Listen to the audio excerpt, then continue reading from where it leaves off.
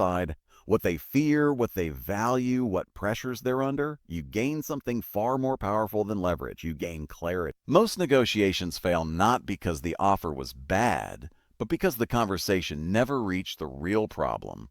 People argue about numbers when the real issue is trust. They argue about timelines when the real issue is fear. They argue about control when the real issue is uncertainty. But when you learn to slow down the conversation, listen deeply, and guide the dialogue with empathy, something remarkable begins to happen. The negotiation stops feeling like a fight. It starts feeling like a problem being solved together, and that shift changes everything. Let's go back to the beginning. The first principle we explored was tactical empathy, the ability to recognize and acknowledge the emotions driving the other person's decisions. This doesn't mean you surrender your position. It means you show the other side that you understand their perspective. And when people feel understood, their defenses drop. Their minds open. Conversations become productive instead of confrontational. Then we talked about mirroring. The simple act of repeating key words from the other person's statement. It sounds almost too easy to matter, yet it unlocks something. You become someone others trust to navigate complex decisions.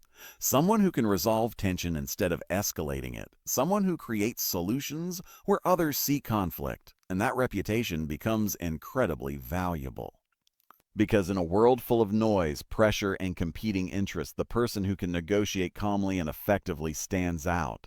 They open doors others cannot open. They build partnerships others cannot build. They create opportunities others never even see. And that is the real power of negotiation. Not manipulation, not control, understanding. When you understand people deeply enough, agreement becomes far easier to reach, and once you master that skill, you realize something important.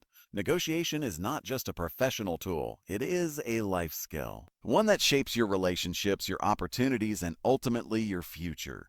Because the quality of your life is often determined by the quality of the agreements you make, and those agreements are shaped by how well you negotiate.